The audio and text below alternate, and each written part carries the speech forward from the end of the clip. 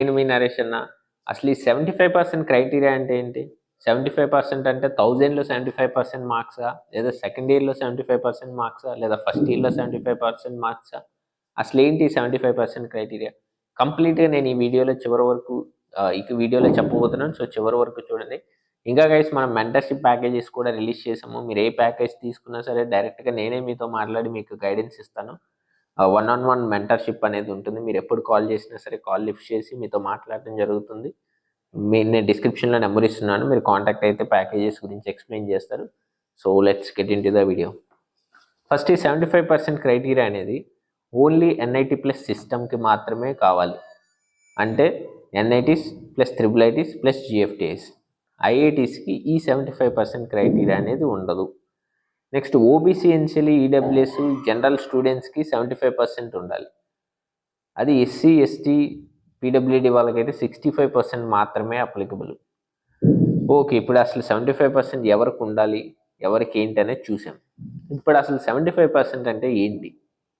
మనము first year 470 marks IP exam marks ఉంటుంది. Second year 530 ఉంటుంది. మీరు ఇక్కడ అబ్జర్వ్ చేయాలి, సెకండ్ ఇయర్ 530.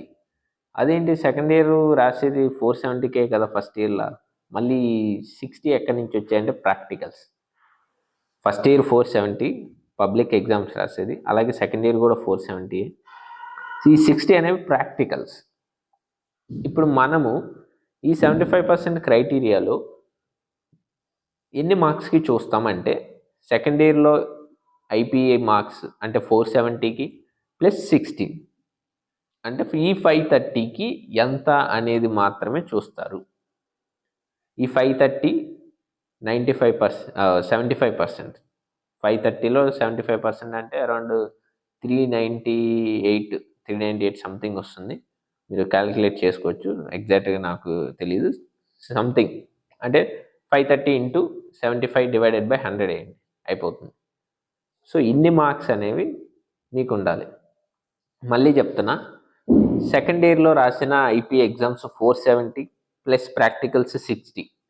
మీకు మార్క్ షీట్ ఉంటుంది కదా, ఫస్ట్ ఇయర్ ఇంత, సెకండ్ ఇయర్ ఇంత, అక్కడ సెకండ్ ఇయర్ దాంట్లో వేస్తారు 470 అన్ని సబ్జెక్టులు, తర్వాత ప్రాక్టికల్స్ కూడా అక్కడే వేస్తారు.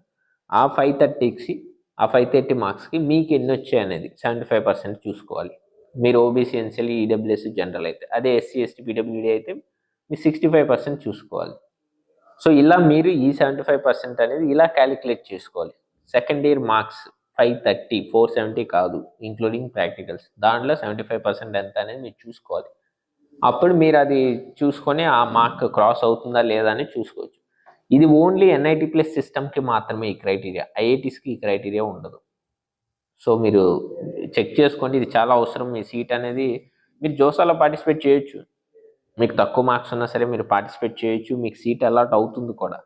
కాకపోతే సీట్ అలాట్ అయ్యాక డాక్యుమెంట్స్ అప్లోడ్ చేయాలి. అప్పుడు ఏ రౌండ్లో అయితే సీట్ అలాట్ అవుతుందో ఆ రౌండ్లో డాక్యుమెంట్ వెరిఫికేషన్ అనేది ఉంటుంది.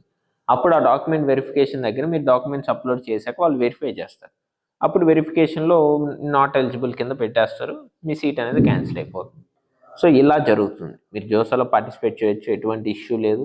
కాకపోతే సీట్ అలాట్ అయినప్పుడు సీట్ అనేది క్యాన్సిల్ చేస్తారు, ఎందుకంటే 75% లేదు అని చెప్పేసి. సో 75% క్రైటీరియా అంటే ఇది. Thanks for watching. ఇంకా మనము స్టూడెంట్స్ తోటి లైవ్ కాల్స్ చేయటం జరిగింది, మన ఛానల్లో ఉంటాయి. నేను ఆల్మోస్ట్ అన్ని కాలేజ్ స్టూడెంట్స్ తోటి మాట్లాడుతున్నాను. లైవ్ కాల్ నేను మాట్లాడింది మీకు వినిపిస్తున్నాను, మీరు డైరెక్ట్గా వినొచ్చు, గ్రౌండ్ రియాలిటీ మీరు తెలుసుకోవచ్చు. ఇంకా హ్యాక్ ఓవర్ షెడ్యూల్ అని చెప్పేసి మన యాప్ ఉంటుంది, యాప్లో కూడా మీరు సైన్ ఇన్ అయితే డైరెక్ట్ అన్ని ఐఐటీస్ ఎన్ఐటీ స్టూడెంట్స్ తోటి కూడా మీరు మాట్లాడుకొని గ్రౌండ్ రియాలిటీని తెలుసుకోవచ్చు. Thanks for watching, stay tune.